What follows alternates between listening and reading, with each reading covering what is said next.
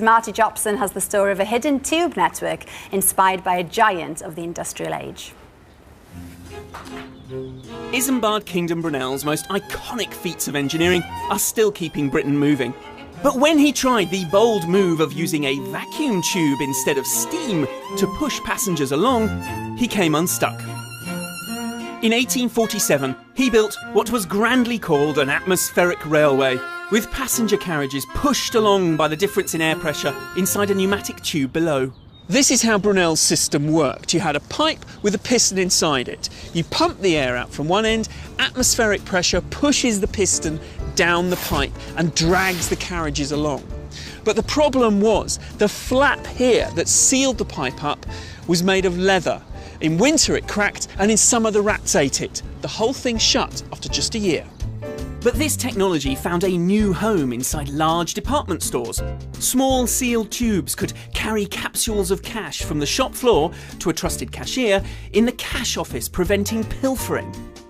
By the 1930s, there were thousands of these systems in stores across Britain, and they remained a common sight right into the 1970s. I have a vague recollection of these things when I was a kid, but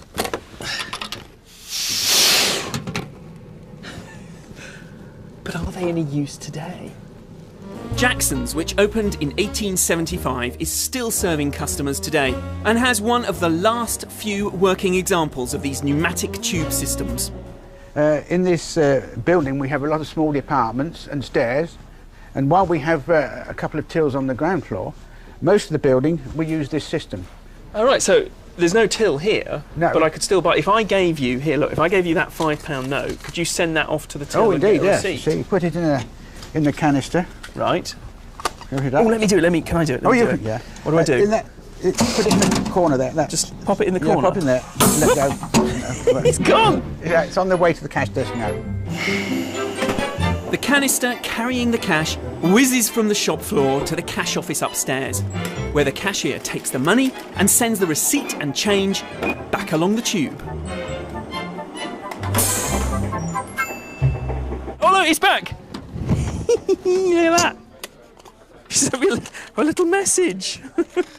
And look, and change, and oh look. Well, we don't always get us to it. That depends who you are. Well, that is a very neat system. Jackson's is closing at the end of the year. Its pneumatic tube system a reminder of an era before the invention of the electronic till.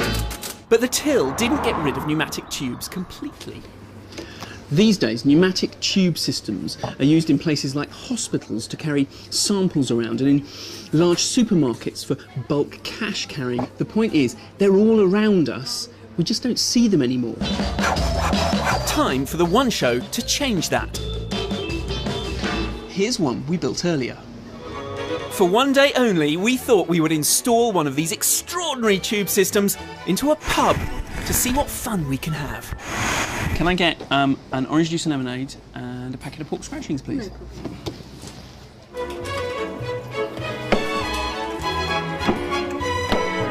The capsule fits neatly inside the pipe, and a motor at one end sucks out the air, creating a vacuum. The difference in air pressure propels the capsule and my snacks along. I only hope our experiment gives a budding publican the idea to try this on a more permanent basis.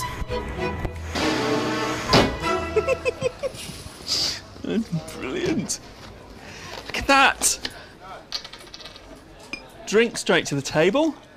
And a one show first, I think. Pork scratchings delivered by pneumatic transport system. Fantastic. This is an amazing machine. Although the service sucked.